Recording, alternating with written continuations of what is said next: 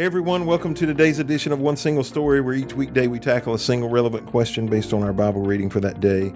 This week our reading is centered around the book of 2 John, and today I'm joined by Alyssa Bream and Zack Unkenholz, and we're going to look at a question from our reading, 2 John verses 12 and 13, and John chapter 14 verses 1 through 3. He says in verses 12 and 13, "I have much more to say to you, but I don't want to do it with paper and ink, for I hope to visit you soon and talk with you face to face. Then your joy will be complete. Greetings from the children of your sister chosen by God."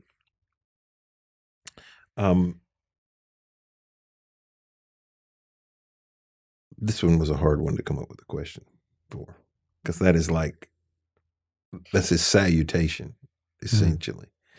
But the thing that I did walk away from was he said I could continue to write letters, but some things are more important, or so important, that I need to see them in person. And you will, if I see you in person, there'll be joy and comfort. Jesus, even in John chapter 14, he says, "Don't let your hearts be troubled. Trust in God. Trust also in me. There's more than enough room in my Father's house. And, I'm going away, but I'm coming back. So don't be too distraught." So the question that I have is, how does in-person meetings or face-to-face meetings bring us hope, joy, and comfort? That word "in person" just brings back like memories of the pandemic. I don't know if that was necessarily the intention No, here. it wasn't. No. But I think that's what we lived with for a few years, where like things were in person or things were online or whatever. And I think everyone grew very weary of looking at a camera and just seeing 2D images and hearing one voice, and then somebody would make a wrestle the paper and you wouldn't be able to hear the speaker. And everyone dealt with wanting to be in person, I think, maybe except for a few introverts. It's almost like one of those things. It's like, yeah, obviously being in person brings joy and comfort. And I don't know. That's why I'm at the office, at church, multiple days a week. It's because being in person, working with people and talking to them face to face is much easier than sending a message and then being like, well, if they don't answer it, then I'm gonna have to do something anyway. So I think being in person just makes life so much easier. Everyone knows I'm a recluse, so it's but for me, I see the value of being together in person with people. Even during the pandemic time, I had a student text me the other day saying his mom is now from my last church. He didn't know that I wasn't the youth pastor anymore there, and I've been here for 2.5 years. And I've texted him. That's the thing. I've been texting with him for the last 2.5 years since the pandemic started. I've been texting with him, and because his mom wouldn't let him come to church because of the pandemic, and he just texted me the other week saying that my mom is going to let me go to church for the first time since the pandemic started, which is just crazy. And he had no idea. He wanted me to be the first person to know, "I'm coming. I'll see you there on Wednesday." Like, I don't live there. I haven't been there in 2.5 years. And I broke this to him because it just never came up in conversation, which kind of seems silly, but because I've been praying for him and talking with him, but it's, you can be so cut off from the body of Christ. It's debilitating in ways. I think when we aren't able to gather together, I think that sometimes it is nice to take a break, have time for yourself.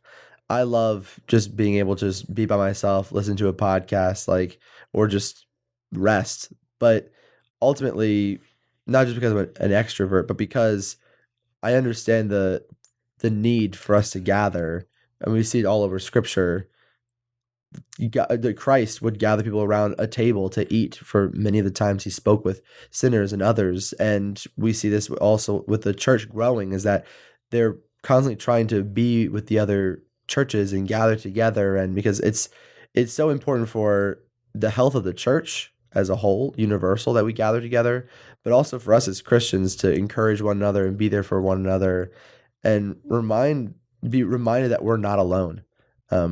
I think it's one of the greatest benefits of even camp is our students seeing that there are thousands of other people out there that are my age that want to grow in their relationship with God, and that's encouraging to them. Yeah, I think that there are lots of things we could talk about. Obviously, we have the pandemic in recent memory. Even after we began to get back together, like in schools, they wore masks. And this isn't a debate about masks, but there is some clear data at this point about some of the effects that masks had, not physical, but emotional and mental. Like when I'm talking to you, your nose and mouth give a lot away about what you're thinking, how you're feeling, what you mean. And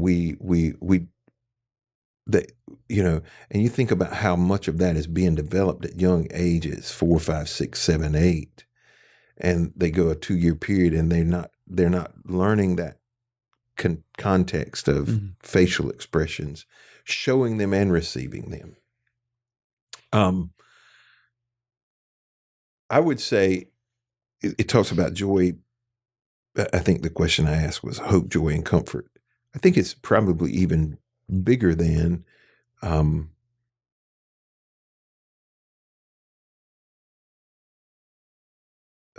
know it is. It's bigger than church, or even I think the comfort piece. Like we probably should. I want to talk about that for just a second, and I guess hope and joy. You could talk about this too. No less than once a week, and it's probably more frequent than that. I'll have a situation where I'll type out a message, and I'll go, "No, I probably need to say this in person," because without facial expressions and voice tone and inflection,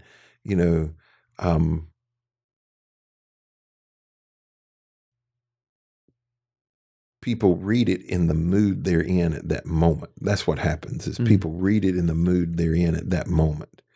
And so ever how they're feeling, if they've just had a fight with their husband or wife, they think they don't like me, or you're being mean or you're being harsh. Whereas those things can be conveyed differently and so it's not just in sharing the message of Christ, but face to face, even in conflict, brings now it can escalate, don't get me wrong, it can escalate even in person, but it brings some nuance to it that we just can't get even on Zoom.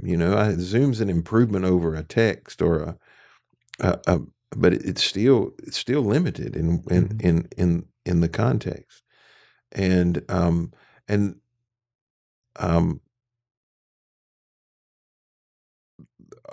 I think the in person. I think what he's saying to them is there are so many things that I need to convey to you that will only be conveyed effectively if I'm seeing you face to face. So you can look into my eyes, you can watch my facial expression, you can see my body language. Because think about the times that somebody. I see this particularly in kids. They're lying by watching their eyes or their facial expression or their body language. If they're just texting you, you don't see any of that. They just say no or yes, but when you see somebody in person, there are certain things you can glean from the in-person meeting, whether their arms are crossed, are they looking away? Do they really care? All of those things matter. And so when we move that over to faith, there are reasons why there are people outside of the church, or maybe who are deconstructing or who've had a bad experience with the church, who think we just want to get people together so we can take an offering or use them for their skills, talents, and abilities. But the reality is there is so much gained from people being together. There's an experience that you can only have when you're present. And I think that that's kind of what he's saying. And Jesus even, the passage here where Jesus is talking, he's like been telling his disciples, I'm leaving. But don't be too distressed. I'm coming back again. That's there is hope when okay, this loneliness is just temporary. It's not permanent. So one of the things that we missed most, and even as we started to meet together after the pandemic with all these rules and things, is we weren't singing. Mm-hmm. And I think we saw just even what doing that as a group meant and how much we missed that act together. And people, I don't know, it shows up on my TikTok feed every once in a while that there's this place and they just literally get like hundreds of people in a basement and they just all have music from like some musical or some pop song or whatever. And they're just all singing together these choir songs because they miss singing together. And they wanted to get together and do that. And I think that there's just elements of it that we don't even understand of why it's important to be face to face. Like we have an easier time. You could call somebody up from another country and have a few hour-long conversation with them. They didn't have that ability. So we have these pseudo ways where we feel like we're connecting with people, but we aren't truly connecting because we're not face to face. They didn't even have those pseudo ways. So I think it's almost more important for us to make sure we spend time face to face because there's so much you see about a person. Like when we did the Zoom interview with Zach and then we brought him here, we're like, oh, wow, maybe we should. No, I'm just kidding. I was just like, wait, was the Zoom interview bad or was the in-person No, one but bad? like when you do a Zoom interview with somebody, especially like as we've hired positions in the past, like you get one view of somebody and then you bring them in and you're like, you either... It reevaluates and you reinterpret what you saw on the video call. Well, thank you for joining us today on this edition of One Single Story. We hope you'll be back with us tomorrow as we finish up our conversation around 2 John.